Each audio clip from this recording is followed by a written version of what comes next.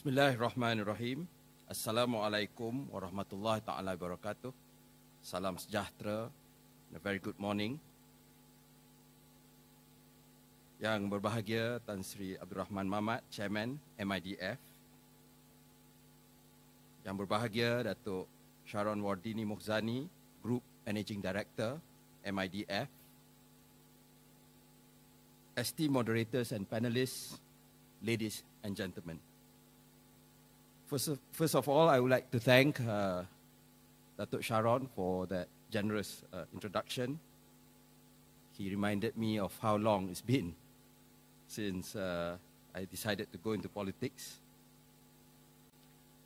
I would like to thank MIDF for inviting me to deliver this speech, and it is heartening to see that an organization that has had such a crucial legacy for Malaysia's development continue to pursue thought leadership, especially in issues of increasing importance to our country.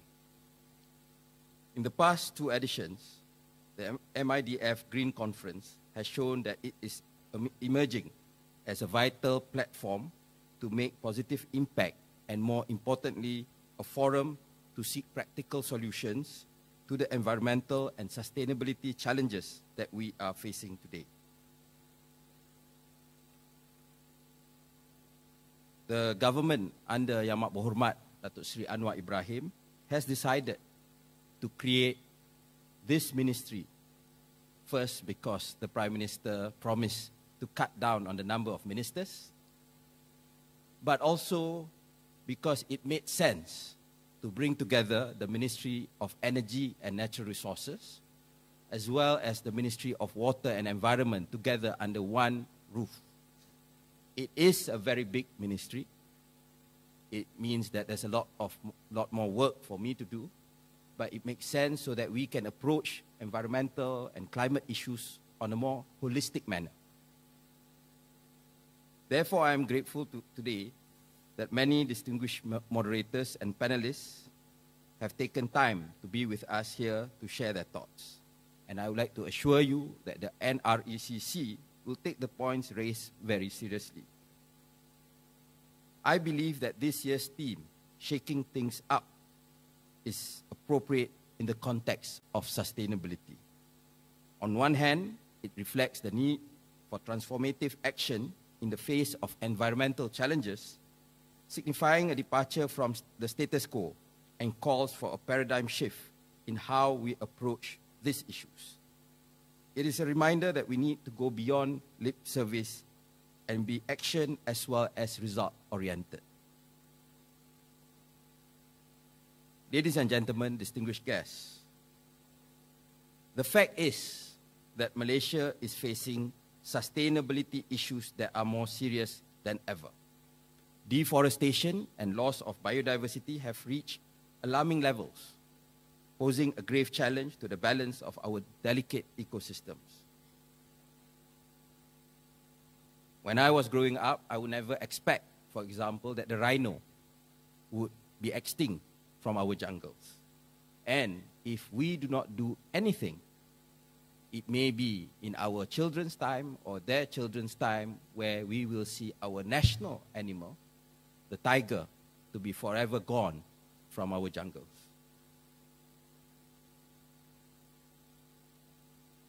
Climate change-induced heat waves, floods, and rising sea levels are becoming more frequent and disrupting lives. As for a more recent and closer example, Malaysia has, and as I'm sure that we have all noticed, we have been experiencing a heat wave in the past few months. I received many complaints on Twitter, on my Instagram account about increasing electricity bills. And I'm not talking about the industries and the commercial sector where we increase the tariffs, but I'm talking about households. But it's simply because the weather is getting hotter. We are using more aircons. We are also that the aircon has to work harder to keep us at the same temperature, and that has led to higher bills for many households. And as a result of this, it has raised concerns about our electricity and water supply for the entire country. Moreover, the global energy transition is well underway. In tandem, ESG issues are an increasing imperative in business, trade, and investment. Consumers in both developed and developing nations now care a great deal about the real cost in resources and nature in their choice of products and services. Countries that can successfully make the energy transition, which can master ESG and green tech, will get ahead, and those that don't will simply get left behind. As such, these issues are both existential and economic. Malaysia needs to address these challenges. As experience tells us, in order to find practical solutions to the problems, we often have to, as the title of the forum suggests, shake things up if that is what it takes.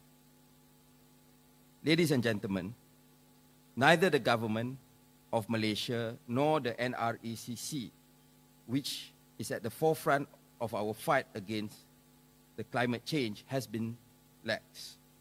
In terms of the environment, Malaysia has pledged in our nationally determined contributions under the Paris Agreement to reduce our greenhouse gas emissions by 45% by 2030.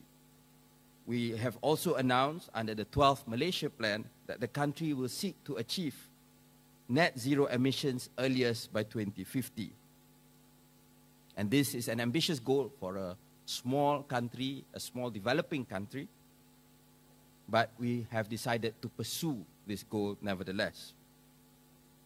We are also developing a long-term low-emission development strategy, LTLETS, to provide context for long-term climate planning, development priorities, vision, and future development direction.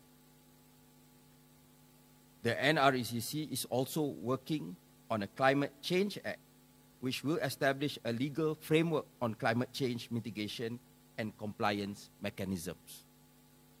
A legislation such as the CCA or Climate Change Act is important in bringing together all the various policies and plans that the government has and make it binding in the country. At the same time, this year, we will pass the long-awaited Energy Efficiency and Conservation Act, which has been in the works for many, many ministers. And that has the aim of regulating energy efficiency and conservation practices.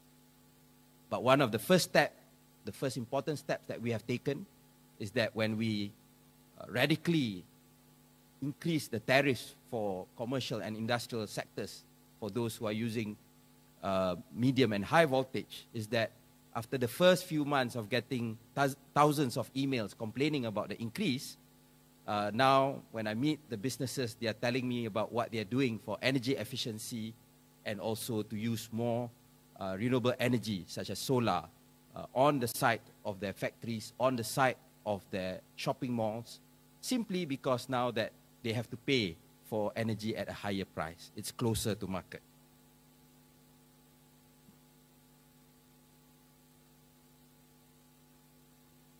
The NRCC has also collaborated with the International Renewable Energy Agency, IRENA, to publish the Malaysian Energy Transition Outlook, MITO, which explores the potential long-term energy pathway for our country to attain a cleaner and more sustainable energy system.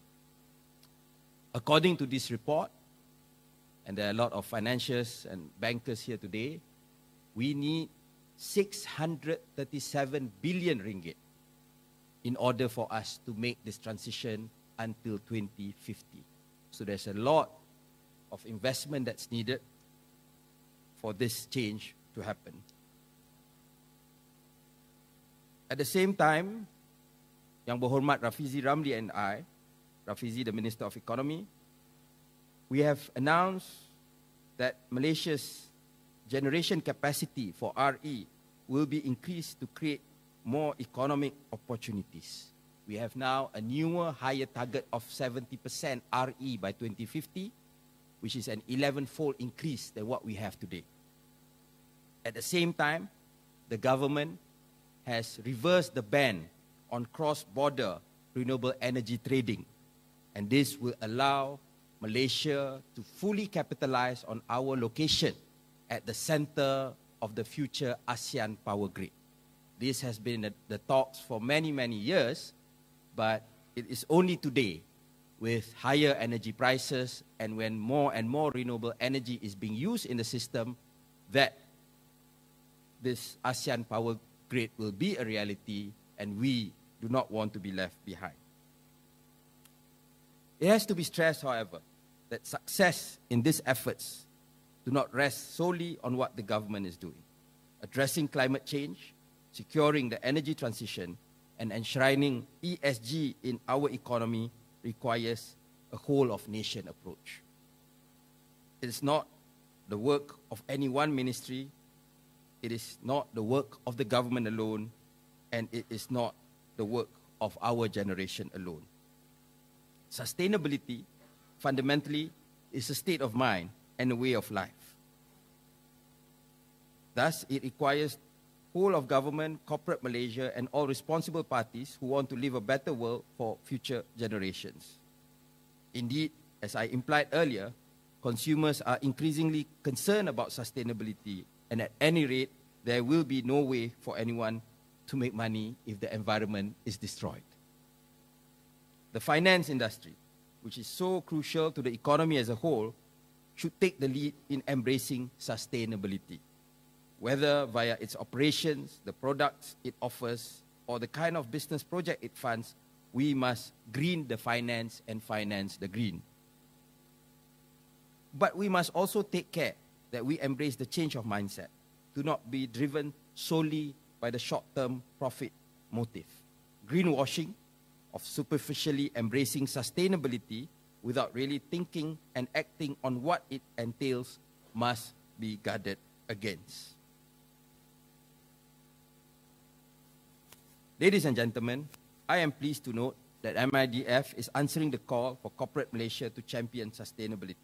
Indeed, MIDF has consistently demonstrated its commitment to environmental betterment and has established itself as one of the front runners of the sustainability agenda in the financial industry. Indeed, MIDF's long-standing involvement in sustainable financing has been recognized by a series of award-winning deals, including Best Governance Fund Gold and Best Social Fund Silver for its MIDF Amanah ESG Mustadamah Fund, and Best Project Finance Award from the Asset Asian Awards in 2021 for its 235 million ringgit Golden Sands Beach Resort Murabahah term financing. Separately, MIDF Amanah Investment Bank was the first investment bank to be approved as a participant in Green Technology Financing Scheme in 2019.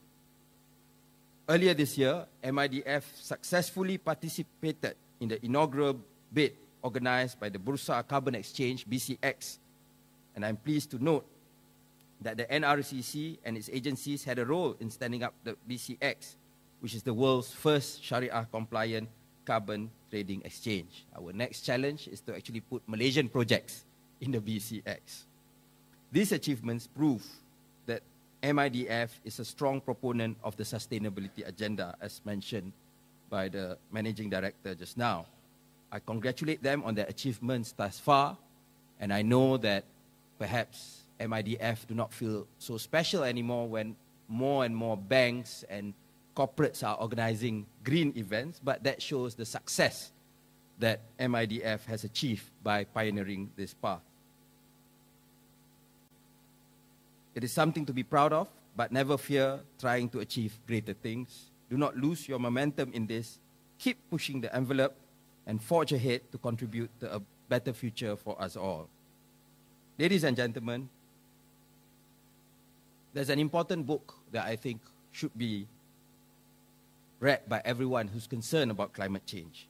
The New Climate War by the climatologist Michael E. Mann, who writes that, and I quote, "The visceral evidence of a climate crisis is now before us.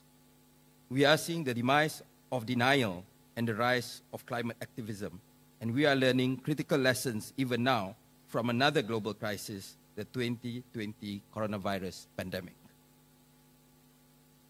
So while the challenges of sustainability are great, I am confident that we have the capacity to make positive change in our own lifetimes. Indeed, as mentioned in the book, we are often reminded that we need to do our part for the environment, use less plastic, fly less, drive less, so on and so forth, which is important. But so more often than not, indeed, these mantras are being repeated by those who are trying to deflect responsibility because they are trying to say that this can only be done by individual action, as opposed to what we know, that the biggest change that we need in order to fight climate change is the systemic change that can only be done at the scale by the government and by the corporate sector. There's no use that individuals do all those good things if the government and the corporate sector do not play their part to fight climate change. What is needed is for governments, businesses, non-governmental organizations, and the whole community to embark on a comprehensive transformation in our approach to sustainability.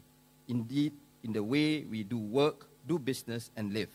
Addressing climate change is not a responsibility limited to the present generation alone. It extends to future generations as well. But if we can shake things up in our own time, we can give them a fighting chance to continue the battle. In my short time as minister, I can testify that the most passionate, not just the most passionate, but even the most well-informed activists tend to come from the younger generations. Those who can barely old enough to vote, but they know a lot about climate change and they are very passionate about it, probably because they have most at stake from climate change compared to us here today. So I hope that the 2023 MIDF Green Conference will spark ideas and offer practical solutions to address the challenges we are currently facing. I had the opportunity to view the different sessions ahead in the paper sent to me and was impressed at their comprehensive scope. Once again, I would like to thank MIDF for their gracious invitation, and I wish everyone a productive and enlightening conference. Thank you.